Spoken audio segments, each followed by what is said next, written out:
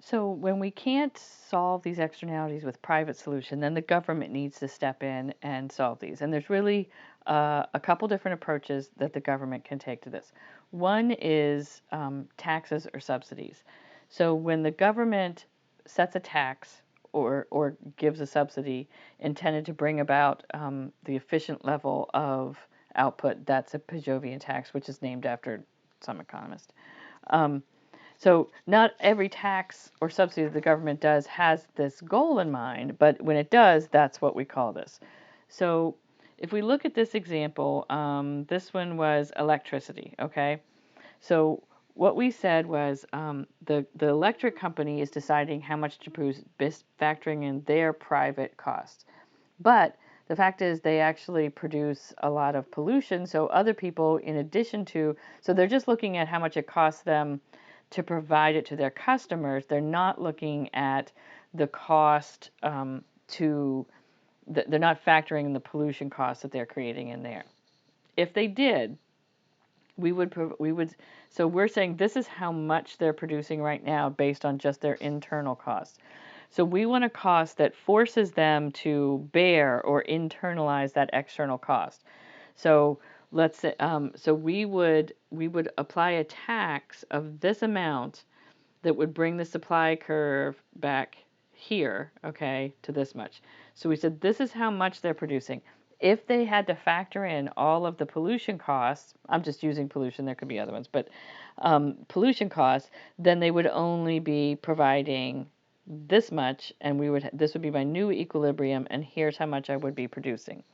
So by producing less, they're creating less pollution, okay? Now, we can see though that that causes the price to go up. This is what people were paying, now they're paying this much. So we're producing less electricity, we're producing less pollution, but the cost is a higher price per whatever. This is acid rain in this one. So the acid rain is polluting the air, it's affecting the farmers.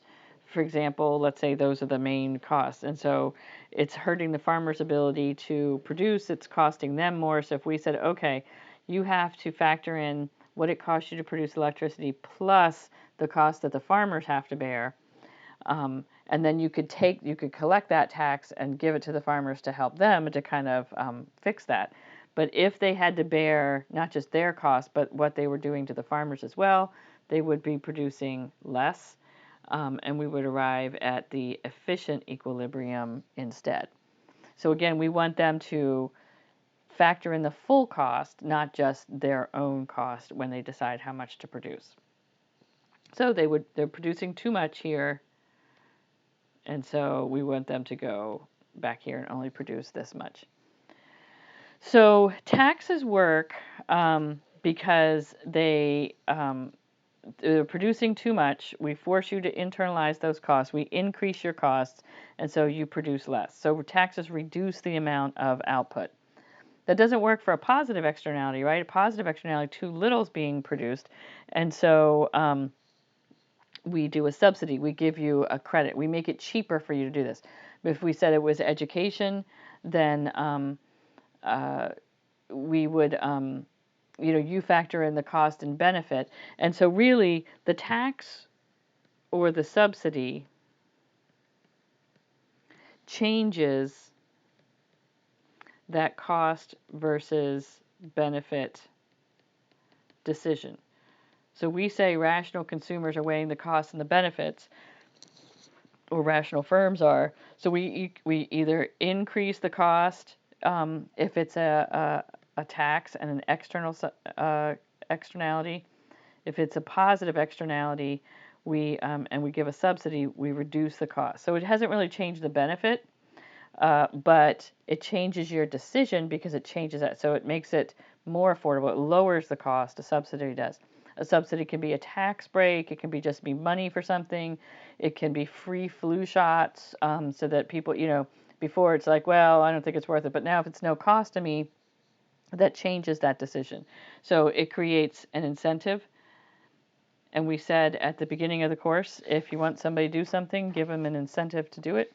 So, so that's where so we're creating a negative a positive incentive with a subsidy or a disincentive with a tax in order to change this cost-benefit decision and change the quantity. So with this one, this is college educations. Before, when people just looked at their private benefit and weighed that against the cost, and so this isn't really changing the cost here. This is where we came down with the market, and so we were only demanding this many. If we can reduce your cost either through financial aid or tax breaks on tuition or low-cost loans, any of those types of things, it makes it cheaper for you to go to college. Even though the cost hasn't changed, it makes it cheaper for you. And so it pushes the demand curve out this way because your cost benefit thing has changed here. It's an interesting situation. There's college education is one of them. There's another one with supply where we have these third party things. So generally when we look at demand, we just have supply and demand, right? The buyers and the sellers. But with college education, and a lot of this is because of these subsidies, and also with like insurance, there's a third party in the middle there. So you know how so we haven't changed the cost of supplying an education, and we haven't even really changed what the colleges are charging. We're just saying you're not paying what they're charging, and so so that you demand more. It's the same thing with insurance. If you look at, whenever you get a bill from the doctors, it says here's how much they charged, and then your insurance paid this, and you paid this.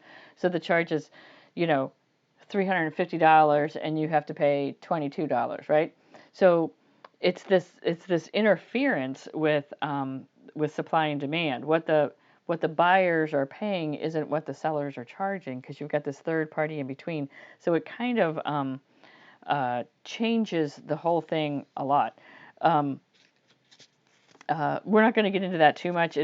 But I think it might be in like chapter 8, so you can always take a look at that if you want, where we look at these, and so the demand and the supply are not in sync, and so you get this kind of weird situation there. And there's only a couple of places where you see that, but it's when there's a third party in there.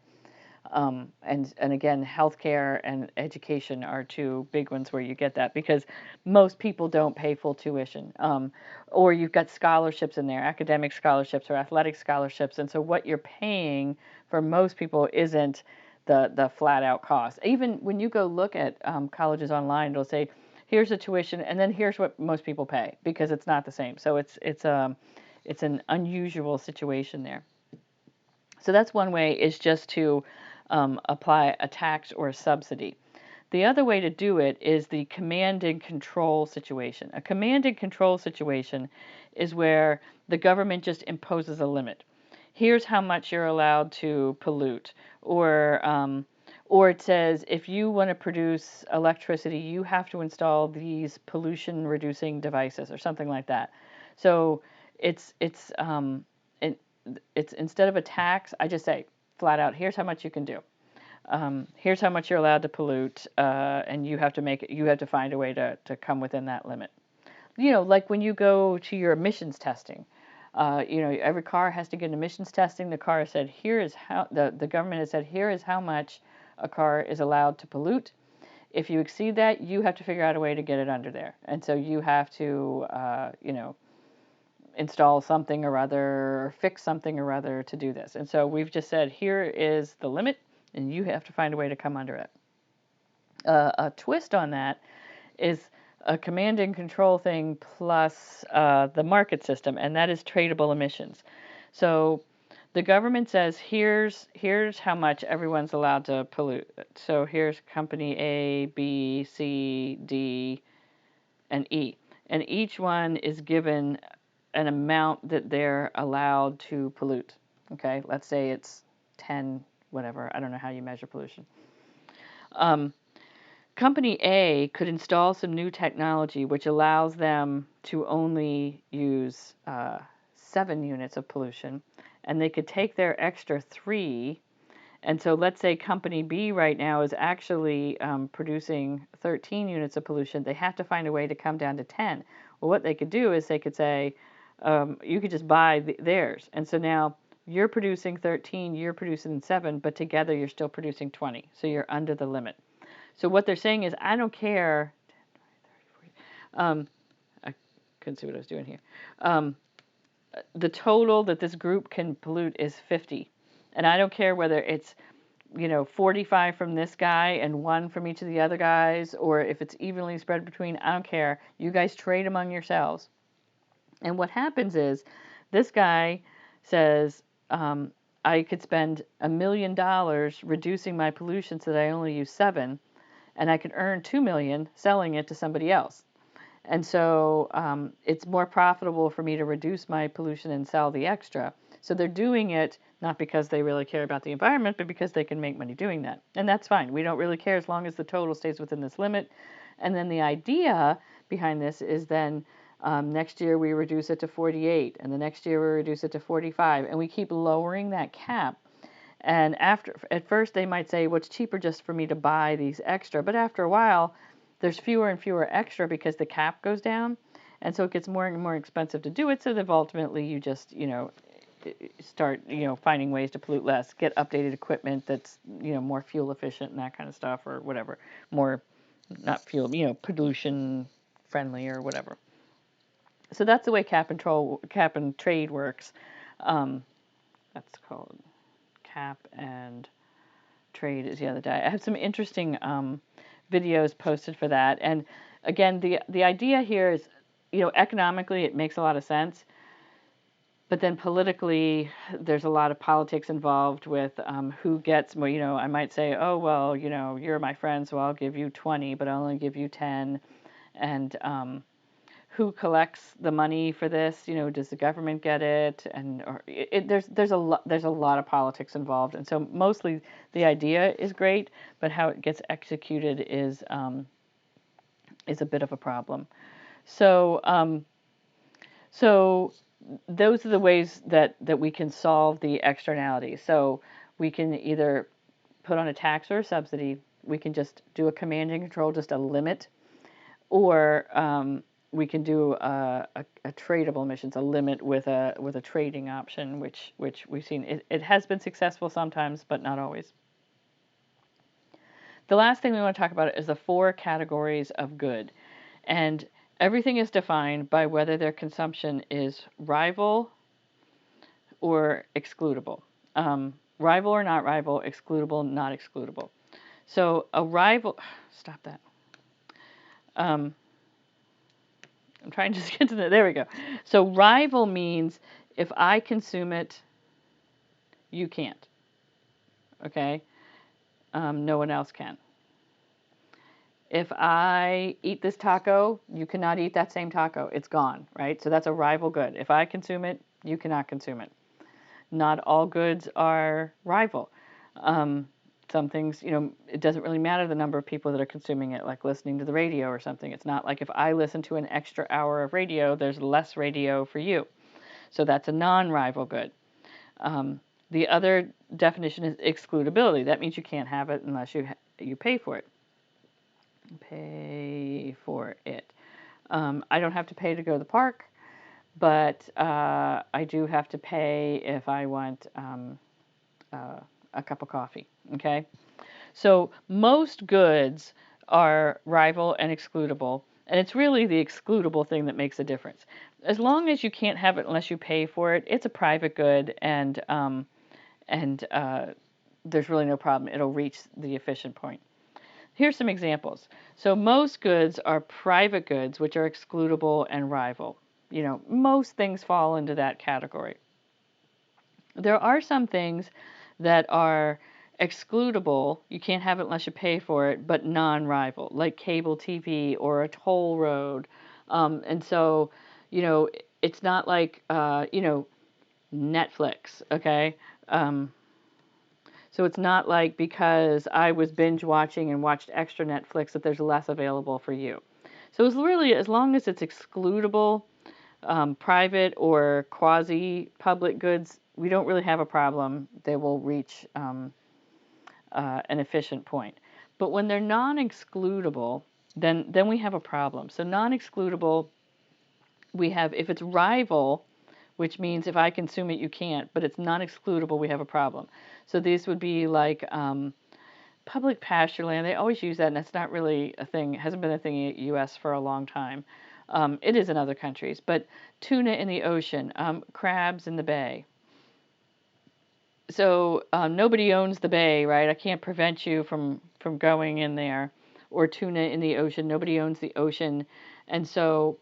But the more tuna I take out this year, the more crabs I take out, the less there are for you. So if I take it, so that becomes a problem because we get what we call the tragedy of the common goods here, and we say that uh, there's no incentive to protect that from future. So if it's a farmer and it's his own pasture land, he's going to take care of it so that it can be producing for him from years to come. But if it's a situation where like, well, if I don't take it, somebody else is going to, then people just take everything they can get, and then there's nothing available for the future. So that creates a problem. Another one is something that is both non-excludable and non-rival. That's a public good. So national defense, the court system. So even if nobody pays for it, um, uh, radio is an example here. I can't prevent you from listening to the radio. I mean, again, if it's not like satellite radio, but just regular radio. There's nothing to prevent you from listening to it if you don't. So if you don't pay for it, so that's a public good. So with the excludable goods, you should be efficient. There really shouldn't be a problem. Should be efficient because you can't have it if you don't pay for it. So we should be okay. You have to pay for this. So we're okay here. The problem is over here. So if we look at common goods, how do we solve that? Most of the time, we look at a license, limits, permits. So you have to have a license to go crabbing in the bay, or there's limits to what you can take. You can only take so many. They have to be a certain size. So we basically come in here and get like command and control solutions. Same solutions we see to negative externalities. Okay, so these are solved the same way we solve the negative externalities, where we're trying to we just impose a limit or something like that. The same things we solve there, which will end up kind of reducing the supply. Public goods. Again, if it's non-excludable, you can't make a profit doing it. So it becomes a problem. So either the government provides these, uh, national defense, the government provides it. The court system, the government provides it. Radio, they don't make their money off of people listening. They make their money off the ads, right? So the other thing is you can bundle it with something that does produce money, like ads or something like that. And so, another one is like public television. That would be non-excludable, non-rival, and they either get money from the government or they ask for donors just to help them out. That's how they have to pay for that. You have to bundle it with something else where you can make money. So those are, again, over here you're okay. You have to have it to pay for it. You're going to be good. It's over here on the non-excludable ones that we have a problem. And so we either kind of come up with this command and control kind of a thing, or either the government provides it because no private company wants to provide it because they can't make money. Toll roads used to be government; those are private sometimes now too, because you can make money doing that. So markets are good at providing efficient levels of private goods.